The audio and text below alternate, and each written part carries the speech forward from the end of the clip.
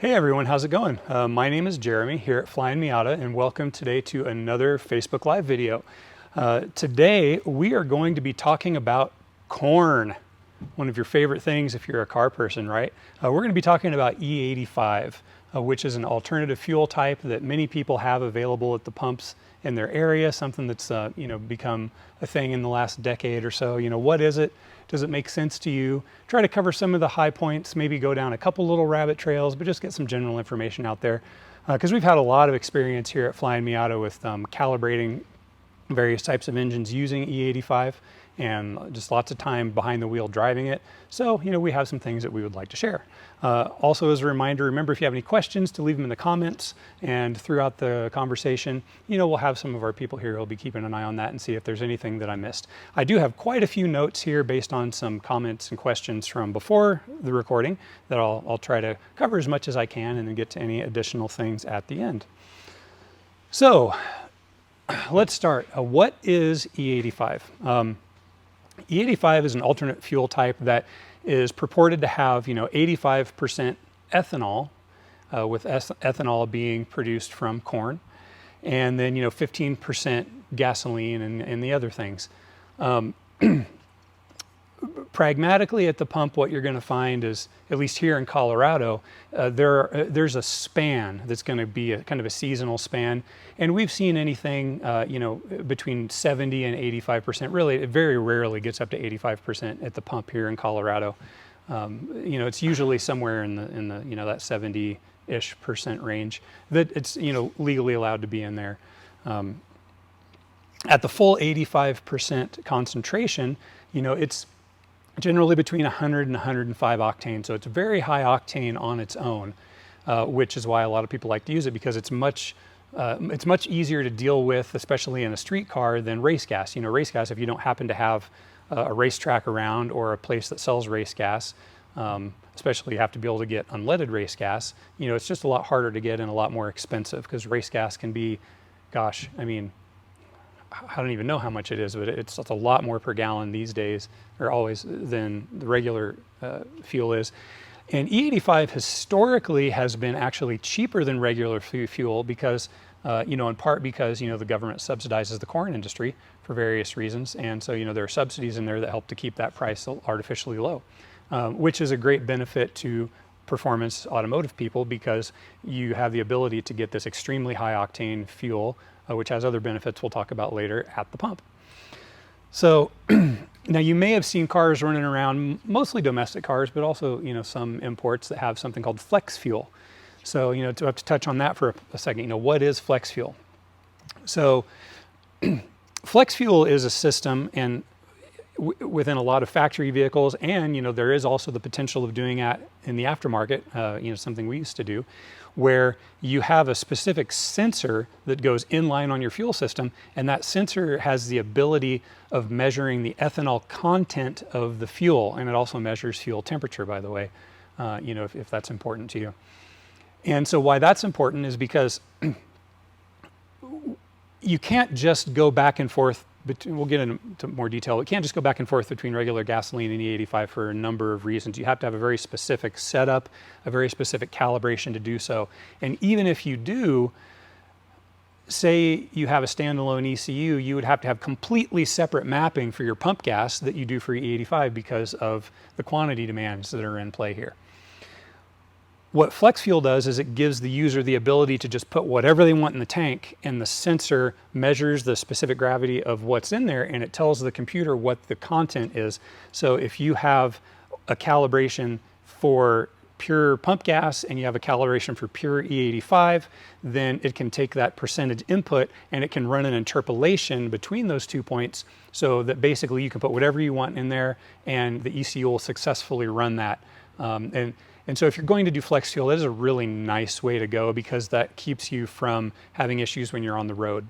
Because as mentioned, E85 is not available everywhere. And interestingly enough, a couple of years ago, it actually stopped being available here locally. So we were fortunate to have it readily available for about 10 years. And then one day, whoosh, it pulled a Kaiser Soze, no more E85 here in the Grand Valley.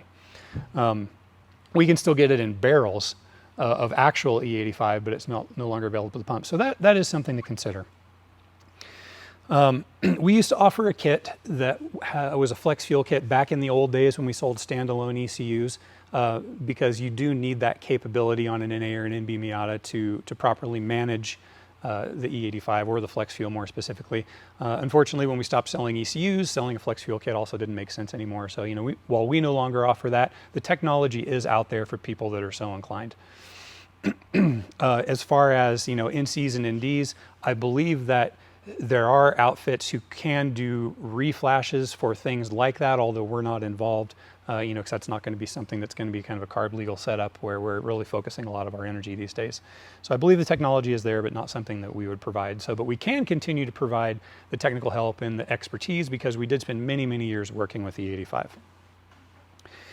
So, you know, back to the octane thing and the ethanol percentage range. I mentioned, you know, at the pump, you're generally going to see probably somewhere between 70 and 85%, depending on the time of the year and the supply that's around at the time. And, you know, how much is enough? Because, you know, some people would get really concerned, oh, if it's anything less than E85, it's not going to be great. Well, one thing I'm going to point out here is one of the highest the highest horsepower turbo car we ever built in the shop was a Mazda Speed external 3071 stroker, and it put down, I think it was about 430 wheel here at the shop, and then it went to sea level, and on a dyno jet, I want to say it put down around 420, 425, you know, sea level on a dyno jet. And that was with E85, which at the time was actually being measured at E70. So, you know, even if it's down in those 70% range, that's still enough. It's still a tremendous amount of octane.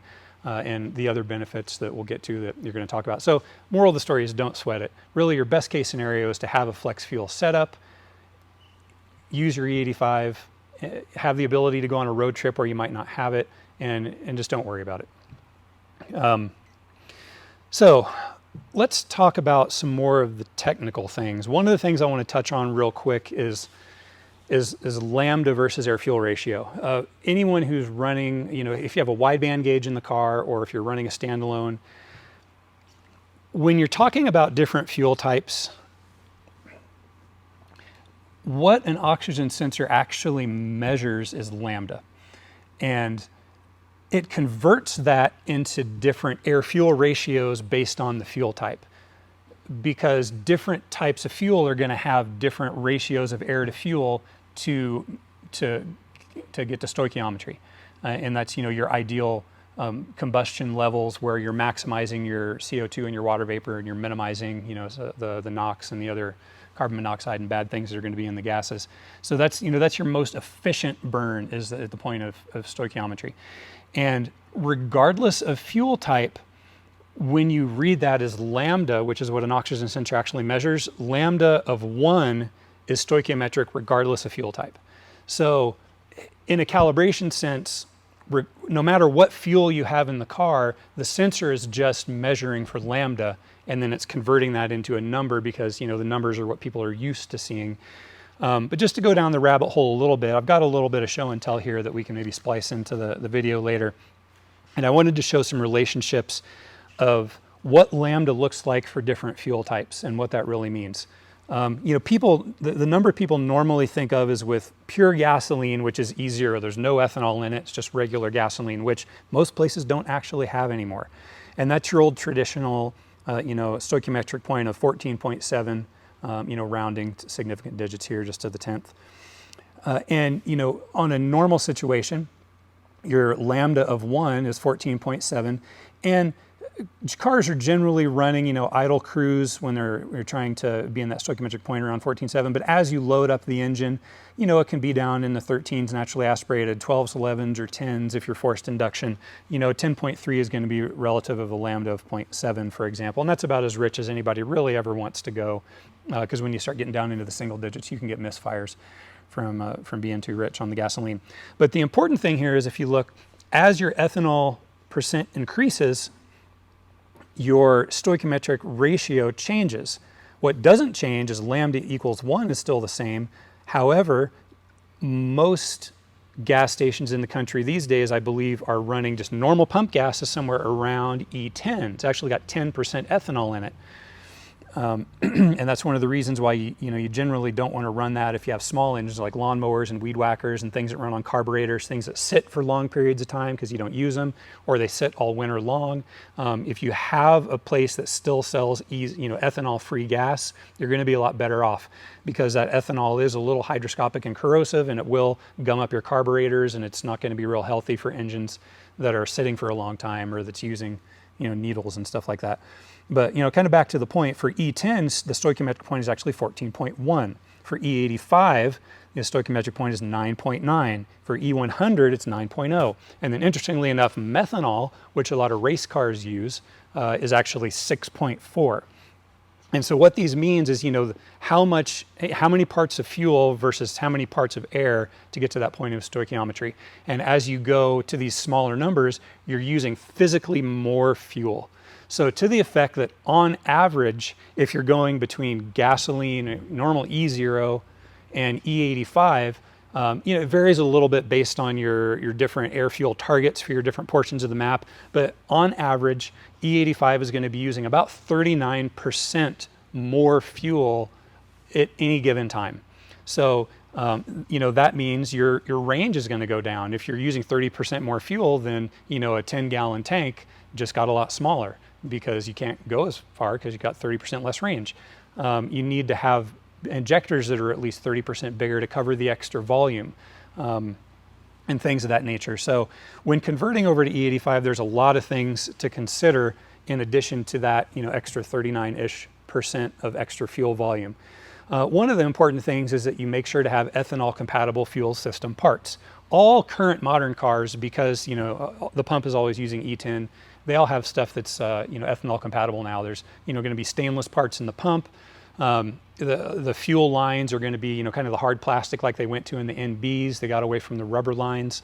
The fuel rails and the injectors are going to have stainless internals, or be things that are ethanol compatible, because ethanol is corrosive, and it's things that aren't compatible for it, things that aren't stainless, it's going to corrode them. Aluminum pieces, parts that are not hard anodized, can start to suffer from pitting and corrosion from ethanol. Old fuel lines, like are in the NAs, the rubber lines, the rubber on those lines can actually start to disintegrate, and eventually that's going to clog up your fuel injectors and cause you to run lean and explode your engine.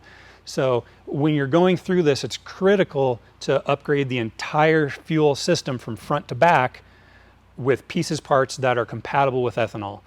For example, the things that we have, our Deutschwerks 300 series fuel pump is compatible with ethanol, but the 100 series is not. There's a big volume and a big price point difference there. If you're going to upgrade your fuel lines, you want to use steel braided fuel lines that are PTFE lined. It's like a Teflon type of a lining, because that's going to be ethanol compatible. You don't want to use lines or hoses that have a rubber liner, because a lot of the standard rubbers aren't. If you are having to use the pieces part, the stretch of hose that goes inside your fuel tank, there are, carb certified hoses that are ethanol compatible, and you want to make sure to use pieces that are going to do that, so they're not just going to disintegrate and fall apart in the tank over time, or leak the rubber particles in, where they're going to either, in that case, probably get caught in the fuel filter, but maybe not, and get caught in the basket in the top of the injector and clog your injector and cause a lean running condition, which is going to be no good. So it is important to do all of those things. Our fuel rails, for example, are hard anodized, for that same reason, so that they're going to be ethanol compatible. So, and when we were selling a kit, all the pieces, parts were compatible. But like I said, the technology is still out there if you wanted to try to assemble something, but you need to do it. You can't just throw this in an otherwise stock car and expect it to live a really long time. That being said, if you do it correctly, it is absolutely possible to daily drive a car on E85 if you have it available. We've had shop cars here. The shop car that I've spent the most time driving over the years, we ran that car purely on E85 for years. Summertime, wintertime, because it actually got driven in the winter on nice days. But we drove that in for years, and at one point we did a fuel pump change. And because we live in a fairly dry environment, we don't really get a lot of contamination from You know, things like with brake fluid in the E85 that are hydroscopic, we don't get a lot of water pulled out of the air, and then that water gets mixed in with the fluids and corrodes things. So in that particular case, we did the fuel pump change, and we looked in the fuel tank, and the fuel tank looked great. So, you know, that may not be the case in a really humid environment, but, you know, here in the desert, it was no problem. So it is absolutely possible to daily drive long-term a car with the E85 as long as you're setting it up correctly and, you know, just taking care based on your environment. Some things that don't change, you know, fuel pressure doesn't change. You know, the fuel system specs as a whole, that's going to get fleshed out in your calibration. So which pump you end up with, you know, the pressure you end up with, whether it's return or returnless, none of that really matters as far as the ethanol. That's going to be important to your calibration, but the fuel type doesn't really matter in any of those things. Let's see, where are we? Let's talk about some of the performance benefits of E85. We've dyno calibrated many cars here, both naturally aspirated turbo and supercharged cars on E85 over the years, and some of them doing direct comparisons to gasoline, doing full flex fuel conversions. So we've got the pump gas map and the E85 map and doing all the blending. So let's start with naturally aspirated engines. We've calibrated a number of competitive CSP cars and, you know, SECA autocross cars here, and you know, these are people that a couple horsepower matters, and they're willing to pay for it. Our experience here has been these cars can usually benefit maybe 4 to 6 horsepower, all else being equal, from going from, you know, your pump gas to your E85. And it's a little counterintuitive because it's not always from extra timing advance. There's actually been, I can remember one situation specifically that, you know, where a CSP car came in, and compared to the optimized pump gas map, the E85 map made its best power with actually a few degrees less ignition advance, which was really interesting. And the dyno doesn't lie, so, you know, that's just what that particular setup needed to be the happiest. So does E85 make sense on a naturally aspirated car? In my opinion, I would say no, unless you're a serious competitor. You know, if you're racing for time or money and it's a big deal, and a couple horsepower is a big deal. Otherwise, it's probably a lot more expense and trouble than is really needed for a naturally aspirated car. So, because even on track, you don't, you know, naturally aspirated cars don't have the heat soak and detonation issues that forced induction cars do on track necessarily. Now let's switch over to turbo and supercharged cars. We'll get to supercharged ones next. You know, it absolutely does help with forced induction. One thing about supercharged cars is they have a fairly wide sweet spot in terms of where your acceptable fueling range and timing advance range is. As long as you're within that healthy range, supercharged cars tend to just make what they're going to make. And you're going to see little changes, kind of like with naturally aspirated cars, as you manipulate the fueling and the timing, but you're not going to see big changes and you know, big restraints like you do with a turbocharged car and a supercharged car. So with the 85 with the supercharged cars, yes, it does help, especially if you're running a non-intercooled setup, and we'll get to this in a second, but talking directly about the latent heat of vaporization, because ethanol is an alcohol, it evaporates really easy. It evaporates a lot more easily than gasoline. And when these fluids evaporate inside your intake charge, they suck heat out of your intake charge and cool it. Just like when you get alcohol on your skin, when it evaporates, your skin cools off. You can feel it. Now, sometimes you pour gas on your skin on accident, you'll kind of feel the same thing, or you put water on your skin to a lesser extent because water doesn't evaporate anywhere near as readily as gas or alcohol. It gets to the same place, but just much more slowly and not as noticeable. With alcohol, it evaporates so fast, it pulls more heat out and it does it faster.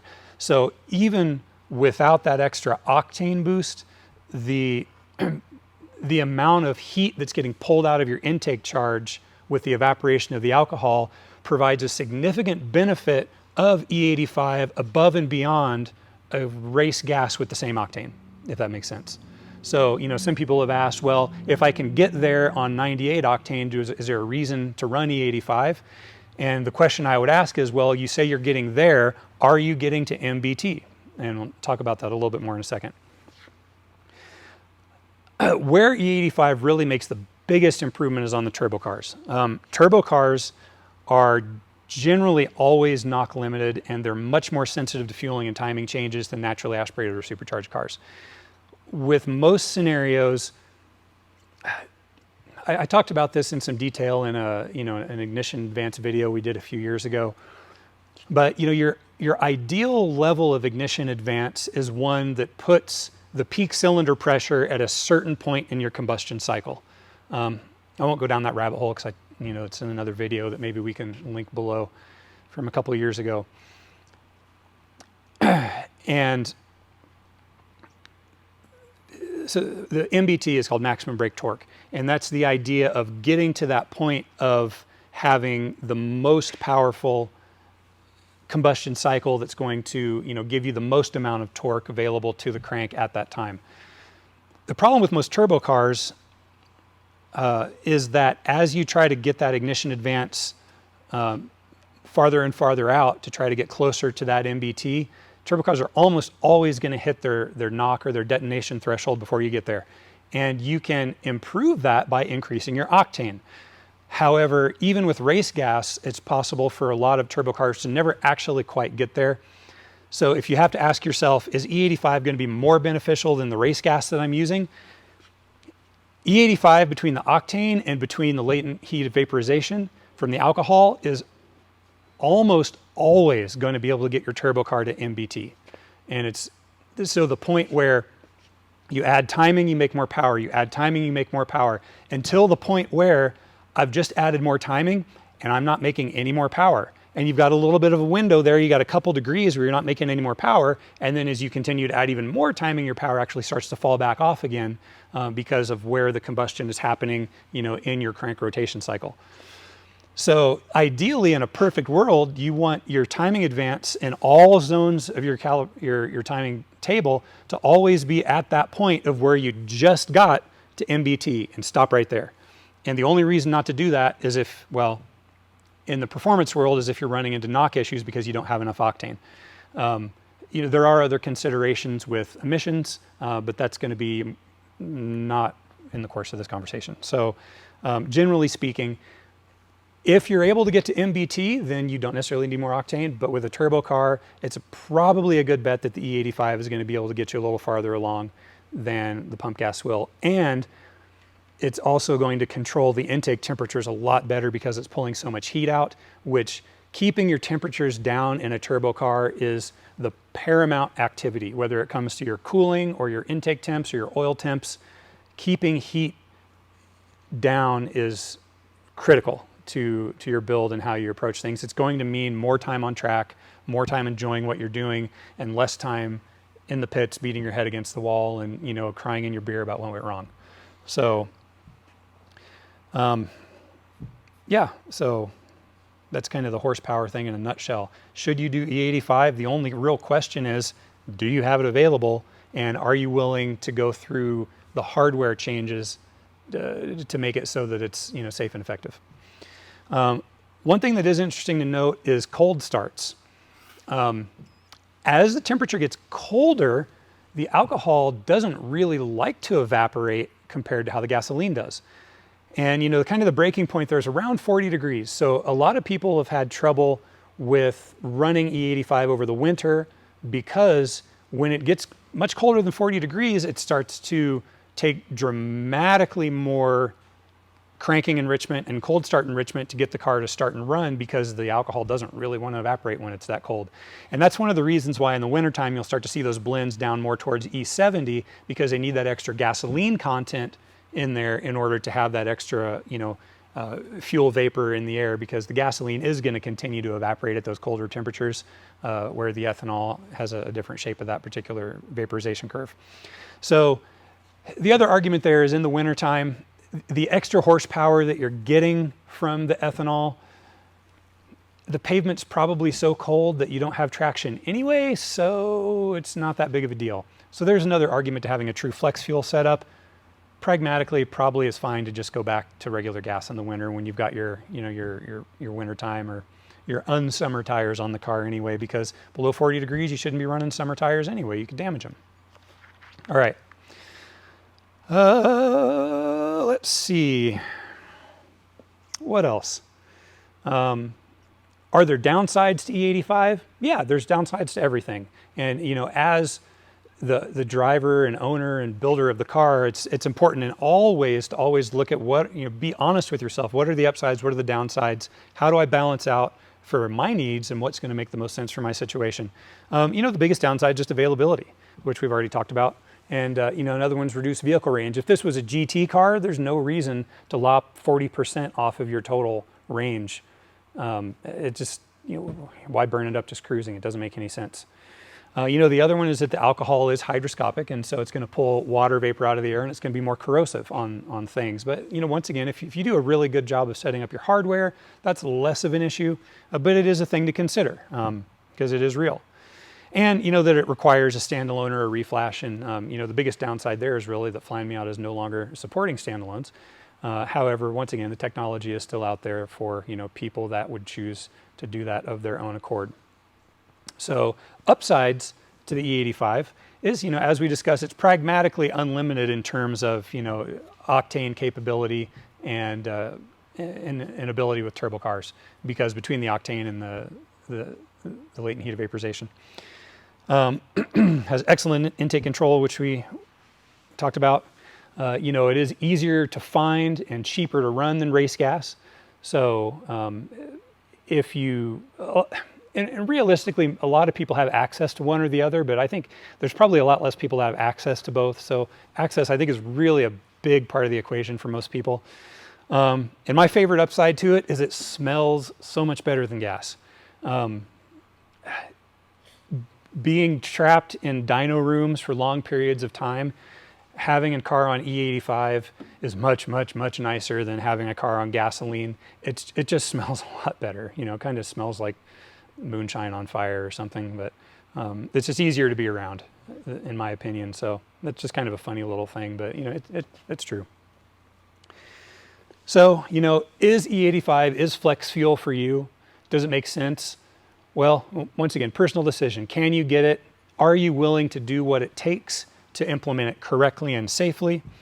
And, does horsepower matter to you? Do you want that extra feeling of having those extra ponies? Just as a point of reference, on a standard old FM2 turbo Miata, so NA and B, 2560 turbo, standard, all the things,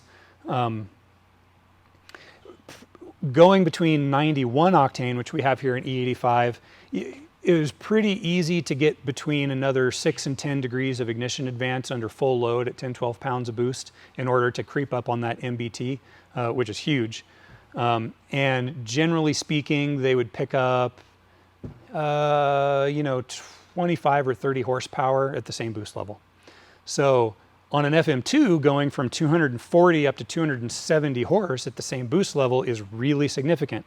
And also on a stock engine, stock transmission FM2 car, 270 horse isn't something we necessarily recommend for the long-term health. Around that 240, 250 range is where we like to be for the long-term health. And, with gas, that's about 12 pounds on an NA, about 10 pounds on NB. So what that allows you to do is that allows you to pull your boost level back, and maybe now you can get up to that 240, 250 range running 8 or 9 pounds of boost instead of 12 pounds of boost. And so you're more thermally efficient in all the ways and still making the same power. So, and once again, it's at the end of the day, the turbo setups, really being thermally efficient is of paramount importance. So that kind of wraps up the thoughts that I had on E85. Also, I tried to cover a lot of questions that we had previously. So now let's go ahead and take a look and see if we have any questions in the chat that we can cover before we get to the end of the video for today. So, all right, looks like the peanut gallery has something to say. Is not the indicator of limit of maximum ignition timing? So the question is knock an indicator of maximum ignition timing? Let me see if I can conceptualize that. Knock is a limiting factor, and it's going to be driven, in large part by your octane. So I'm trying to see if I understand the question correctly. Can you say that again, Mike? I think it's trying to determine whether knock is like limiting factor for engine damage or limiting factor for like max power. Knock is just a limiting factor, and if you have it, knock pre-ignition, basically when your your air-fuel mixture ignites before you want it to ignite. And generally what's happening is your piston is still coming up. And it ignites before you want it to ignite, and then all of a sudden that explosion is trying to push your piston back down while your crankshaft is trying to push your piston up. And as you can imagine, really bad things happen. Yeah, I mean, it's always a limiting factor. With E85, it's really hard to make a car knock on E85. It's just, you have to go on a standard turbo build, you'd have to go well past MBT, which you're just not going to do. I apologize. I still feel like I'm kind of missing the intent of the question. So what do you think, Mike? I think just delineating that knock doesn't mean max power, it just means the limit of that fuel. Yeah, knock is, I mean, max power is max power. And if you can get to maximum brake torque because you have enough octane to get there, you know, that's where your engine's going to be producing the max power. The issue is just that if you don't have the octane to get there, you're not going to get to MBT. So most naturally aspirated cars can generally get to MBT, but forced induction cars generally can't without help from octane or some other things. Like in the old days, we used to do, you know, water methanol injection. Before we had E85, water methanol injection was a great way to go, or race gas if you had it available. Once E85 came out, water injection immediately got jerked out of all of our cars, never to go back to it again, because it is also kind of a pain in the ass, to be honest. It's effective, but it's a hassle. So, all right, let's move on. Any other questions? Nope. Okay. Well, I hope this was informative. I hope to help some people out. I've really enjoyed the years that I got to drive, you know, the high horsepower 3071 FM2R car that we had here on E85. It was just a pleasure to drive that setup. And, you know, I would definitely do it all over again, you know, given the opportunity. So, yeah, I can recommend it. So, yeah, and just a reminder, we do videos like this every week. We try to have new tech topics. If you have ideas for tech topics, we keep a list, and then, you know, we go through and say, hey, you know, who wants to talk about this? So feel free to reach out with us. If you have any other in-depth questions, you can also reach out, and our awesome customer service team can, you know, help you out and try to get back to you with the information that you need, especially if it's something that's kind of a specific thing to your situation. You know, we could try to tailor a response, whereas, you know, these videos are a little bit more overview because we're trying to, you know, speak to everybody. So anyway, once again, I'm Jeremy. This is Flyin Miata Live, and thanks again for attending, and we will see you next time.